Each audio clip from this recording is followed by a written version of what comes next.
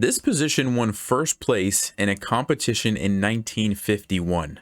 And when you see the solution, you will understand why. This is one of the most fascinating positions that I have ever seen. And I've said that a lot on this channel, but I keep finding these crazy positions and they keep blowing my mind. And so that's just why it keeps happening. Let's go ahead and take a look at this absolutely beautiful study. I know you're going to appreciate this one.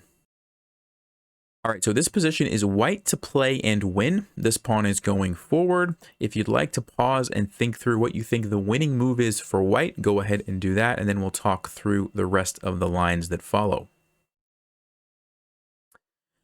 All right, if you had a chance to look at that, the winning move for white is f7. And this is actually not that difficult of a move to think of because you're trying to go and get a queen.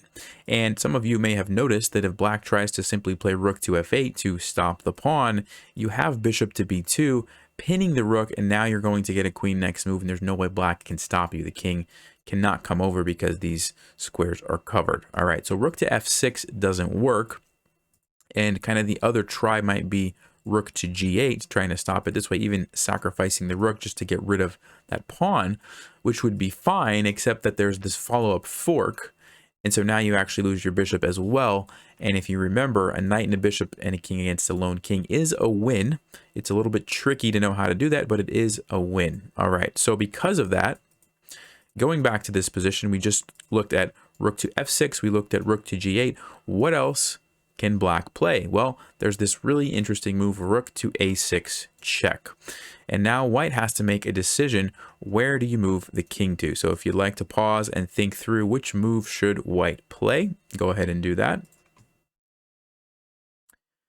All right, if you had a chance to do that, actually that was another trick question. The correct answer is not either of the king moves. It's bishop to a3. So first of all, let's talk about what's wrong with the king moves, and then we'll come back to see what's going on here. So king to b1 steps into this diagonal, and so now black can simply take your knight with check, and once the knight is gone, it opens up this square for the king to come into and then just take your pawn. So you can't go to b1, and if you go to b2, well, now black simply goes back to f6, going for your pawn, and remember before when we had that pin, it's no longer available because our king is blocking the square. So because of that, both king moves are bad, and therefore bishop to a3 is the winning move. Now, some of you are probably thinking, well, hold on a second, aren't we just giving up our bishop with check? And we are. But what happens when the rook captures? Well, two things happen. Number one, it can no longer go to f6 to stop our pawn, right? This is not the same thing because our knight is blocking it. So it's one kind of idea. And then the other point is that when we move our king, we're now attacking the rook. And so it has to figure out where it's going to move, or we're just going to simply take it, right? Actually, that's not really the main threat. The main threat is we're going to get a queen, right? Like if black did something else, this is what we would like to do. So what does black do in this case? Rook to a2 check, which is a very clever move, because if we take it, what's going to happen? Well, black's going to simply play bishop to e6, forking the king and the pawn, and now we're back to a draw. All right, so we don't want to take the rook. Where should we move the king? So if you'd like to pause, there's only one correct winning move in this position for white. Which move should white play? All right, if you had a chance to look at that, the winning move is king to c1. And it's very interesting because a lot of the times when a rook is putting your king in check, you want to go close to the rook so that you can, attack it. In this case, we're going away from it, and we're going kind of backwards, away from the direction where we would probably want to go eventually, right? So it's a very unintuitive move, but let's talk through what's going on. So first of all, king to b3 is the same problem we saw before. The bishop comes in and forks the king and the pawn. So that one's pretty straightforward. King to b1, and we have the knight again is being captured with check, which also allows the king to come in and stop our pawn. So that's why both of those don't work. Now, king to c3 is a little bit more tricky to understand, but it doesn't work because black has this series of rook checks. So they start here with checking us, and again, we don't want to take it because we lose our knight with check, and then the king comes up, right? So the same idea. We can't go this way because the bishop, and if we try to come up here, again, black's going to keep putting us in check from behind and eventually swing the rook down to d8 and is able to basically save the game that way. So that's why king c3 doesn't work. Now, king to c1, You might say, well, can't black still continue to check us? And how are we going to make progress? So check this out. Rook to A1 check. We play king to D2.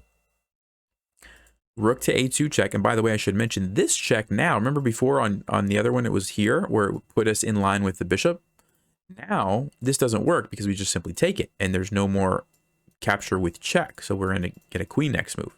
So that's important. So that's why black has to go with the rook A2 check. King to E3. Again, this sacrifice doesn't really do anything anymore. So black has to go with rook to A3 check. King to F4.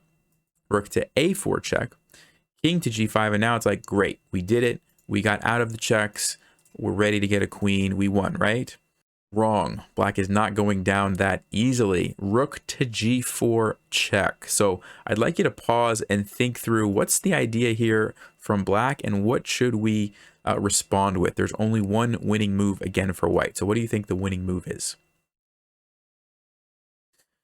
All right, if you had a chance to look at that, the winning move is king to H6. Now, before we talk about king H6, let's just start with the obvious here. If we take the rook, black trades with check, the king comes up, and this is actually going to be a draw because after we get this position, the only move we have to save the pawn is a stalemate. We're not putting the king in check, and it's just a draw as well. So very interesting line there. So we can't take the rook.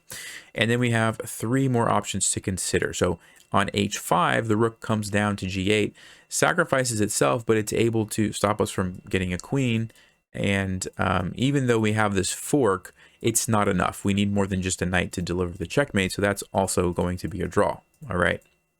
And the other move, king to F6, doesn't work because, again, rook comes back. And even though we win the rook and the bishop at the end, it's not enough. We need to get a queen, right, or something. So only winning move, king to H6. And now, again, we are threatening to get the queen. Okay, now, first of all, let's look at the rook checks. Rook H4 check doesn't work because we can simply take it, and we still have this happening next move. White has to do something with the bishop, and we win. So that's not an issue.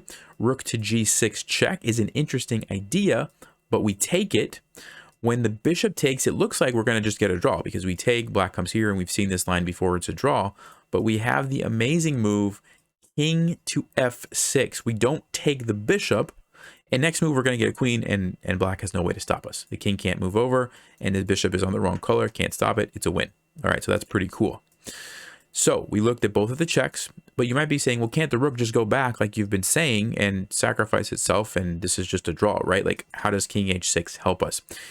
There's an amazing move here, absolutely incredible move here. If you'd like to pause, what should white play to force a win? All right, if you had a chance to analyze that, congratulations if you saw it. Knight to E7, and it's a fork, but it's so much more than a fork. It's not really, the fork really isn't the important part about this move. The important part about this move is the checkmate threat here on G6, so that if the rook tries to go to F8 or D8, we're coming in with checkmate. Also, if the rook tries to move away this way, we're just going to get the queen and checkmate that way.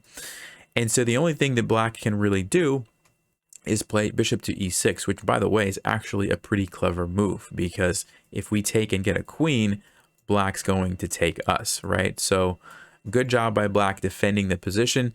Oh, wait a minute. Knight to G6 is actually just checkmate. Wow. I mean, look at that. That's why this study got first prize. And I mean, it deserves it. Like, it's absolutely amazing. Not to mention the king running across the board, all the little tactics here and there, all the little tricks, the resources that black had to delay this long, sacrificing the rook in all those different ways. So many different drawing options, and yet we end up with a checkmate with the knight in the corner. I mean, this is beautiful stuff. Like, if you don't like this, then you probably should stop playing chess. I mean, if this doesn't get you excited, then yeah, just chess probably isn't your game. No, but I mean, I really hope you guys can just appreciate that. Like, this kind of stuff makes me really enjoy being a chess player. So thank you guys for watching. Remember, all courses are on sale for the month of August, so make sure you take advantage of that, 50% off. But as always, stay sharp, play smart, and take care.